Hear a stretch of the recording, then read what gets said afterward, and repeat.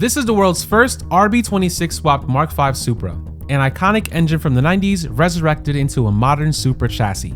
But this build didn't start the way it was supposed to. The first shop, let's just say it didn't go as planned. There she is.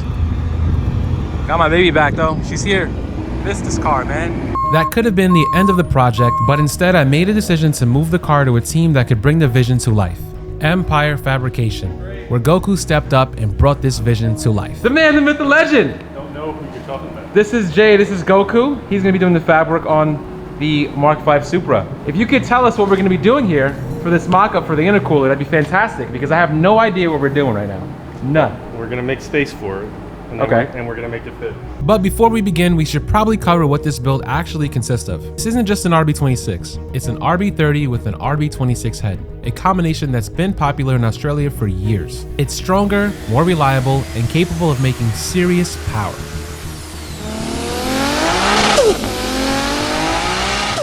Nitto Performance in Australia sent us a 3.2 stroker kit, along with a full package of everything they offer for an RB build. Rods, pistons, a block brace for extra reinforcement, and all the accessories needed for the rotating assembly. They even went the extra mile and laser-etched Street Alpha into the rods. For the turbo, Precision will be sending us their new next-gen 7675, but for now, we're using the Gen 2 7675 just for mock-up and fabrication. So before we even think about mounting the engine, we have to take care of some critical fabrication work. So this is how the car is sitting right now. Yeah, we also got to remove these as well. Get these out of here. Intercooler here, we're running the 8040. It's a 6-inch core. CSF came through and sent us all their best cooling products for the Supra. They were actually the first official sponsor of this build, and I can't thank Ravi enough for believing in the project and wanting to be a part of it from the start. All right, so what's the first stage here? What are we doing? Cardboard, template, mock-up? Take off all the plastic shrouding and whatever would be in the way, and then, yeah, we go from there. Monster! Fucking Charlotte. Holy crap. Our first step was removing all the factory BMW plastics that came with the car to make room for our aftermarket cooling setup. So we have a 6-inch core, and then we have a ton of space here to be able to make it work, I think. What do you think? Looks like it. Yeah. Definitely looks like it, yeah. With all the stock parts out of the way, we wanted to see just how much space we really had to work with, especially for fitting the intercooler with the bumper back on. It's not going to sit basically flat against that because it's obviously curved, right? So we need to find the midpoint of the intercooler and line it up with the center line of the car to make sure everything sits perfectly. Once that's dialed in, Goku is going to weld mounting tabs onto the intercooler so we can mock up the final placement and start locking everything in. We went with the 6-inch core to give us some headroom for our power goals, and it just so happens that it fits perfectly in the grille of the Supra. So we got our little tabs here. Look at you getting all creative over here, making some angles. Almost tabs? Almost tabs. So these are our tabs right here that Goku made, which he should have just had me do because I'm the pro welder here. I'm only doing the first one, and then you're doing the rest. So now let's take this intercooler off and then bring it over to you to weld? Yes. Okay. Yes, please. Goku tack welded the mounts so we can see how the intercooler lines up. This 6-inch core might seem oversized, but since it's shorter in width, it still flows a comparable amount of air to a longer core. He then tapped the rail for us to bolt up the intercooler for placement. Now that we have it tacked up, it's time to modify the grille of the bumper. To make the front mount more visible, I figured I'd remove the center grille section to see how much space I have between the bumper and the intercooler. Next, I got to work cutting and grinding, cleaning up everything to make it look as smooth and seamless as possible. I think it'll work. Yeah. This gotta be cleaned up too, it's a little dirty, but. After getting our mock-up placement dialed in, it was time to put the bumper back on. And I gotta say, it looks mean. Seeing the front mount on the car had me in shock and even more eager to get this build finished. So in order for us to get a proper alignment with the engine, we need a transmission. We were able to find a CD09 on Marketplace for just $1,000. And for a temporary setup, you really can't beat that price. I wanted to start with a manual transmission, and while a T56 would have been a great option, it was just too expensive for something temporary. We got a CD009 transmission for $1,000. Picked up, local. Let's go. So before we can mock up the engine, we had to track down a cylinder head and a bare RB30 block. So we reached out to Dave over at Head Games Motorworks to see what we could find and get the mock-up process moving. So this is gonna be our mock-up head that we're gonna be using on the RB30 bottom end. That Dave is going to be... He's trying to make me remember what was wrong with it. I feel like it was just shaped like a banana now. You can't have it forever though. No, I mean, what am I gonna do with it? The problem with the RB26 is that when you start adding a lot of lift, that you have to do a reduced base circle That's what he was explaining. So, do you know what the base circle That's is? the bottom part of the loaf?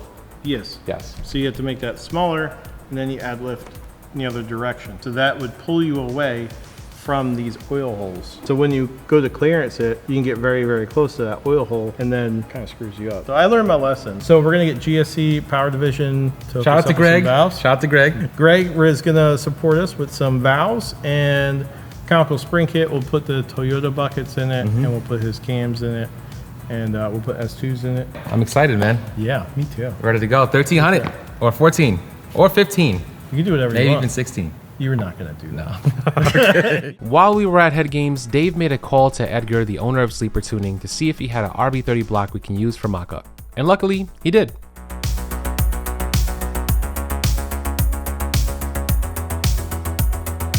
Now what we're gonna do is we're gonna take the block race, measure that, and see how much distance we have between this and the oil sump, which is on its way. Correct? Correct. We have our rear sump pan here, which finally arrived. It's been at the other shop for about 2-3 months now. We have our brace on here, so we're able to kind of see pretty much where we're gonna be mounting the sump to. So we have a pickup adapter here, and then they gave us a fitting where you can extend the adapter or the pickup here.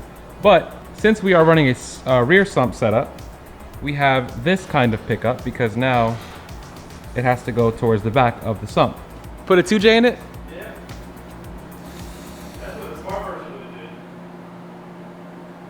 Yeah.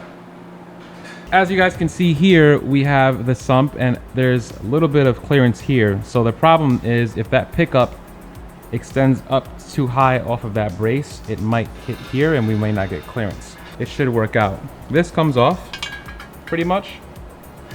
And there's a gasket that goes in here, which they provided in the bags as well. We're chopping this off right here. Chopping this flange off. Okay. I might as well chop that off because we don't have any place to put it yet. To mount it, right? And yeah, we're gonna see if it fits.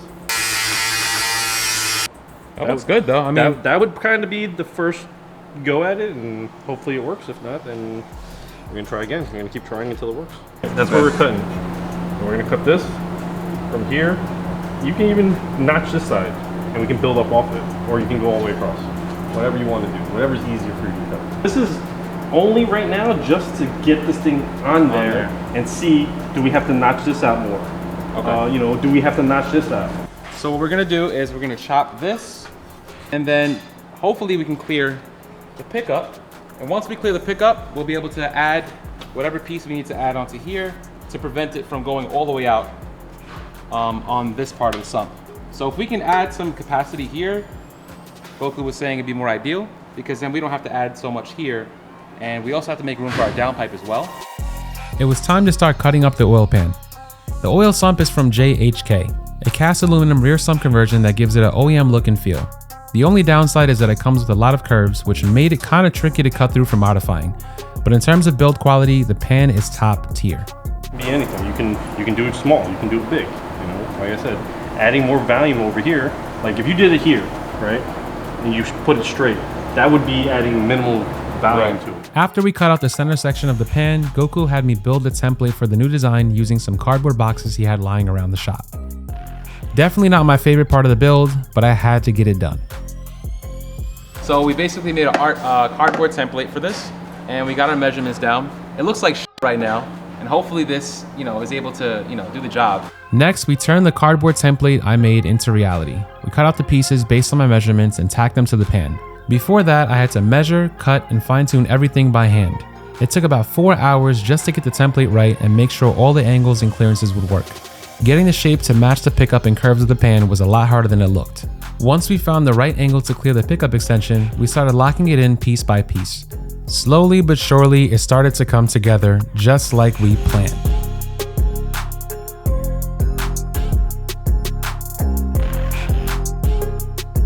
Now that we have our pan on, it's time to attach the transmission to the block so we can drop the mock-up engine into the Supra. But first, Goku had cooked up something while I was gone for a podcast in Florida. Elvis! What's up, bro? Good. Take two. Now we good. So I see you've been working already. Yep. You've been in the lab, chopping up. Chop it up. So what do we have? Nothing. Just starting to make the the base for the mount, I guess, you know? All right, so we already had a mount in there already before. Yeah. And you weren't too crazy about that, right? I mean, it probably would have worked, but it's not what I thought initially, so I'm going about it my way. Okay, well, let's see what we got. So basically, we're gonna use the stock mounts. We have the stock bushings in there for the most part, as you guys can see here.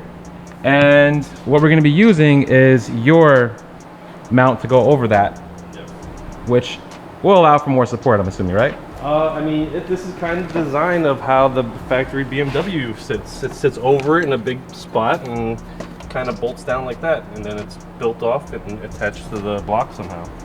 So that's gonna allow us to have more support, so it's not just riding on one side pretty much? I mean, it's utilizing more of the bushing. So more surface area. More surface area. You know, it's not relying on just one bolt. It's gonna be, the weight of it is gonna be, you know, further down. Right. And the bolt is just kind of keep it attached, you know, rather than, you know, holding all the weight itself. All right, so then after this, what's the next step that we're gonna be doing here? Just try to lay the motor in, you know, and see how much space we have. And then once I have these made, I make the plates for the block. And then we just got to connect point A to point B, you know, whichever way we feel works best. I started attaching the transmission to the RB block using the LOJ conversion plate adapter. I went with this adapter because it's a much cleaner fit compared to others. There's minimal modification needed to the bell housing. It also comes with a custom flywheel designed specifically for the swap. One of the biggest benefits is that it lets the transmission sit further back, lining up perfectly with the factory shifter hole in the center console. Now that the transmission was attached, it was time to drop the swap into the car. Since we didn't have it on the lift like we normally would, we needed a few extra hands to help guide everything in. It wasn't the easiest setup, but we made it work. Next, we attached the head that Dave let us borrow, giving us something solid to work with so we can start the real fabrication work. Right now, we're mocking up the intercooler, doing some of the end tanks here. And then we have our radiator in to see where we're gonna place the pipes off of the end tanks here. So we're gonna see if we can run 3 inch or 3.5 on both sides to make it kind of symmetrical. And then once we figure out how we can get a pipe through this side, we should be good to go because we're gonna use a stock intake path right here and take this out, and then we should be good to go.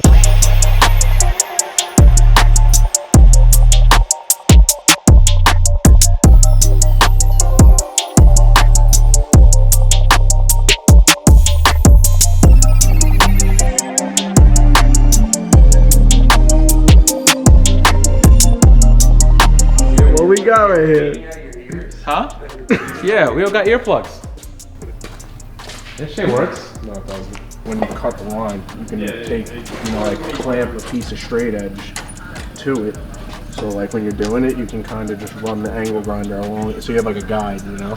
Oh, I see. Oh, when you're grinding Opposed to, yeah, like opposed to just freehanding it.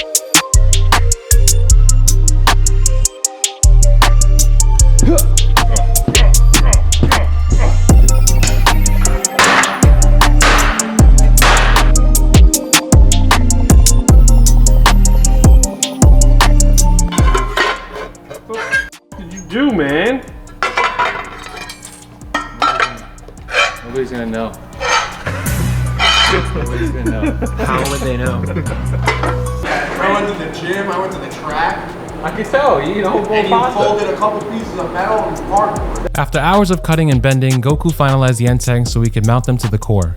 Honestly, this was one of the hardest parts of the fabrication because it seemed so simple, but it ended up being the most frustrating. End tanks here that I can say that I created and Goku fabbed up. I wish I would have learned how to weld because I would have did it myself, but these welds I can't beat, to be honest. Because fuck you, that's why. So yeah, he made the tabs longer here, that way we can get this sit back a little further. Those look kind of long though, I'm not gonna lie. They're definitely a little longer. That's Weld cool. that. That's cool. So it doesn't sit too far out from the bumper either. So have a little bit of a gap in the front, tiny bit, but you won't even notice it. An update, we have our motor finally sitting in place. We have the transmission mount mounted up perfectly. We also have our extended sump, which I created as well, thanks to Goku and his fabulous cardboard in the shop. So now we have extended quartz in the sump, but we don't know how much yet, so I'm gonna have to fill some water up in there to see how much it actually is and how much oil we're gonna actually have in this motor. So we still have to finish up the mounts here. which we just have tacked up. This one's hanging on for dear life right here. But for the most part, we're pretty much where we need to be. So once we get the intercooler mounted up 100%, we are going to start doing the piping, I'm assuming. We'll probably start on the intake side.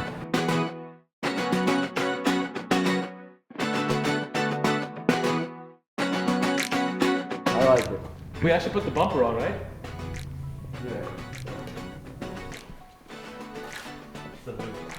Like a massive cooler. This is Kyle right here. But he comes in here every day and complains about how my is all over the place.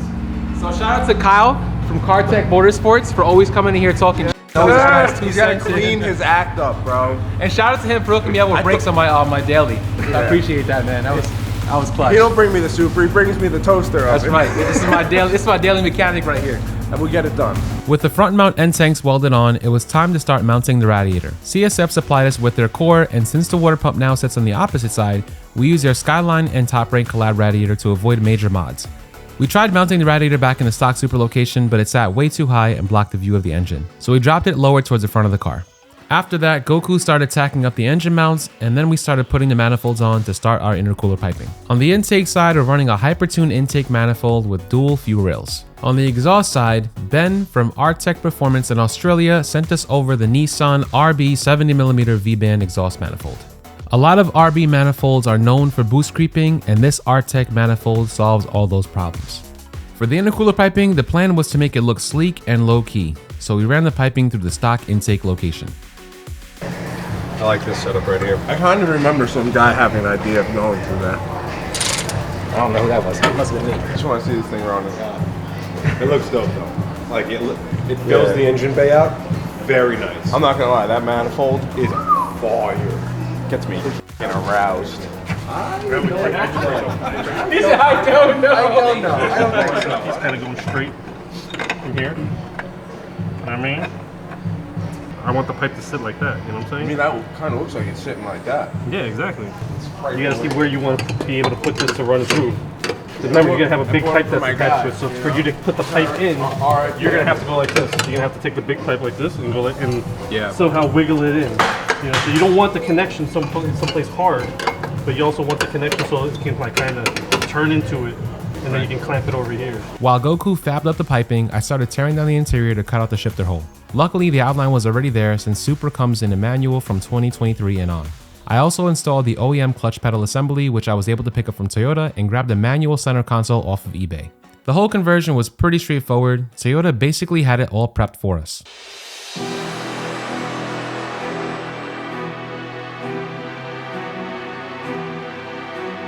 Goku is working on the catch can, so when we do turn it up, we want to make sure that we have enough crankcase ventilation. So we're having the catch can put over here in this little spot, and normally on the Supras, there's nothing that really goes here. Normally, like if I'm doing content, I usually put like a little mic in there. That's a good spot for a mic for those of you guys to do like, you know, carb pull videos and stuff like that. But yeah, so this is technically the catch can right now. It fits perfectly in there. We're gonna put some brackets, some mounting points for it so it sits straight.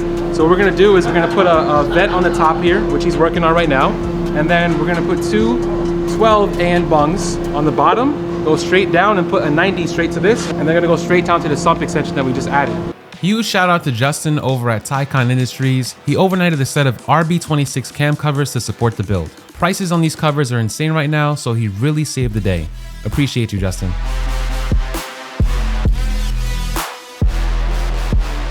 Valve cover's on. We got the front timing case covered. It's pretty ugly right now. So tomorrow, we're gonna take this thing to get powder coated. Damn, bro, what's going on over here? It's going. Damn! There goes our breather valve. She gone. She gone.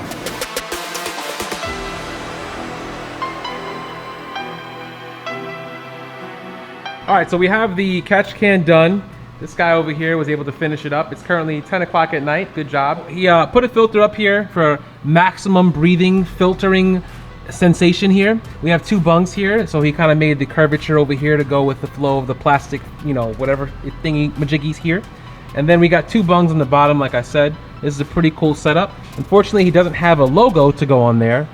Shame on you, my friend, shame on you. If you know, you know. But yeah, this looks good. I'm probably gonna do wrinkle black for sure, just because the filter's black, and I think it would look really nice if it had wrinkle black kind of look to it. I'm gonna put the rest of the cowl pieces on, and then downpipe goes in next. It was time to plan out our downpipe and exhaust setup. Goku started laying out the best options based on our current layout, and I knew right away I wanted to go with titanium. So Taikon Industries came on board and sent us everything we needed for the full setup. The material is top tier, super lightweight, which helps offset the extra weight of the RB compared to the B58. They supplied us with 4-foot sections of titanium and stainless piping, plus everything else we needed for a true 4-inch exhaust. Flanges, clamps, hangers, and even welding gloves for Goku.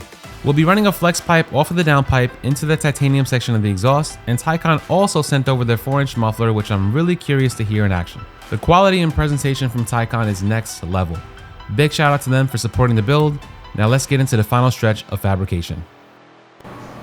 It's been a year since my car has been down, and it was expected to be done in about a 3 or 4 month time period, which is BS at this point. But if you're building a car, this is how it usually goes. Your expectations, I would double them for sure, along with your budget. We're gonna be putting this flex pipe on just so we have some type of movement. We're gonna have some mounting points on the exhaust as well. That way we make sure that the exhaust is secure and not rattling, because that's not really ideal, and I'm not really a fan of that.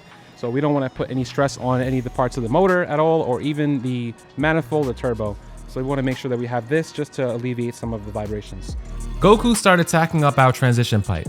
Since we're not running a sportsman housing, we had to step up from a 3 5/8 to 4 inches for the downpipe. We took our time figuring out the best placement for the flex pipe to avoid any clearance issues. The downpipe's stainless steel, so it's a bit heavy and tricky to get in and out of the engine bay. Once the routing was dialed in, we started running the exhaust towards the back of the car.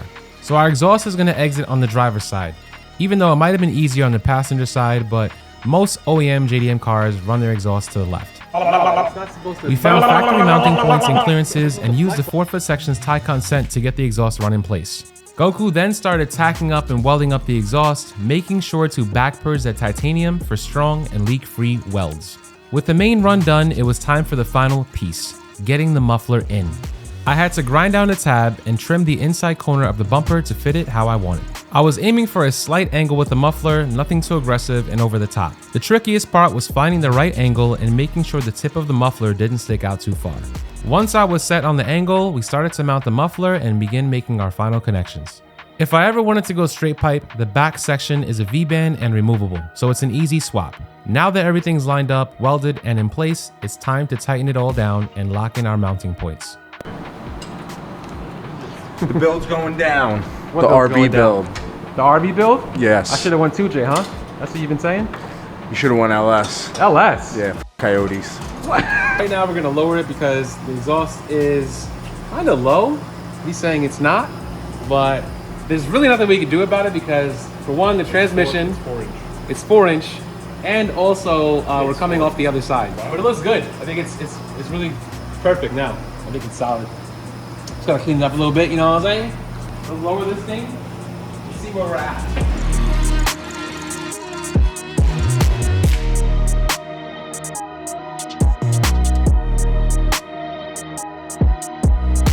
Look at what? No way! What? Titanium from Taikon? Yo, we got the fab guy here. Look. This is how they want me to be on camera. So look, check out what we got here. So we have this bracket that he put on, which is pretty cool. He used the stock factory holes that we had here. He finished up the welds on the back of the exhaust, which look amazing, right? Put the hanger on, finalized that. And he also shaved off a little bit more from here just so we can fit the muffler in this space. So it looks pretty cool. So now we have a full exhaust. And what he also did was he finished up the dump tube. He made a tube right here that's gonna go straight down. Something like that. You don't have any logos, man? Put some logos on this thing, bro. I don't have any logos, sorry. Tell this guy to get some logos so we can put Empire on or catch can or something, dude. I need a plasma table. Let's go buy one right now. Let's go, let's go. On tree down for no problem. Now that our exhaust is done, it's time to get our covers powder coated. We have our catch can off. We're gonna take this to static powder coating, and we have our covers off with our front timing cover. Normally this is the very last thing you do in a build, but since I'm still in New York, I had to stop by the best powder coating shop in the city. All right, guys, so we just got to static powder coating out here in Oceanside. We're here with my guy Peter. What's going on, fellas? So Peter is going to be taking care of our cam covers and our timing cover, and he also is going to be doing our catch cam, which I actually left in the car. I got to get that for you too. We're going to be going for a red. Candy red. Candy red. So there's different types of reds. I want to have like more of like an anodized look, basically, to match the PRP parts. So like, let's say theoretically you want the candy red. Okay. So we would put a chrome base coat on it first, let that fully cure, and then pull it out of the oven, let it cool down, and then put the transparent red, which would be the Rancher red in this case, to the valve covers. We're doing this in a wrinkle black. I have a coil pack cover, which isn't here yet, Yes. right? Once you do this, when you paint, you know, a car, it's probably a little bit different to match the shades. It's the same with powder coating, or you have to have them next to each other to get the same shade? No, every single time if someone's shooting powder, it'll look out the same exact way every single time. I know this is in good hands. Make sure you guys stop by Static Powder Coatings and they'll take care of you. I appreciate you, Peter. Thank you. It, brother. While we wait for the powder coat to get done, I put the interior back together and gave the car a much needed wash. Probably the first one in over a year. Got the car back together thanks to my guys over here. They don't want to be on camera though. If you guys need any bolts and nuts, pause at any time of the day, 24/7. Make sure you reach out to CarTech Motorsports on Instagram and Kyle will take care of you. The car back together. Got a little surprise in there for you. We got our Nismo shifter here. We got to get a shift boot in here. This isn't gonna be the shifter we're using, I'm just joking. But yeah, so the next thing to do is put the valve cover stuff on, get the car buttoned up so we can head to Florida and leave New York for good. So yeah, stay tuned. So we went back to Static to pick up our coated parts, and it was better than I expected. This looks insane. Actually looks better. I thought it was gonna be like more like a painted kind of look, but it looks like anodized sort of. Yeah, we had no issues at all. Catch key came out beautiful. The rest of the valve covers came out beautiful. Everything matches. The pipes, turbo, everything came out sick. Especially all the Cerakote as well. All the Cerakote came out beautiful as well. So yeah, everything came out really good. Except for that front covers, I had to redo it. The cap here, Yeah.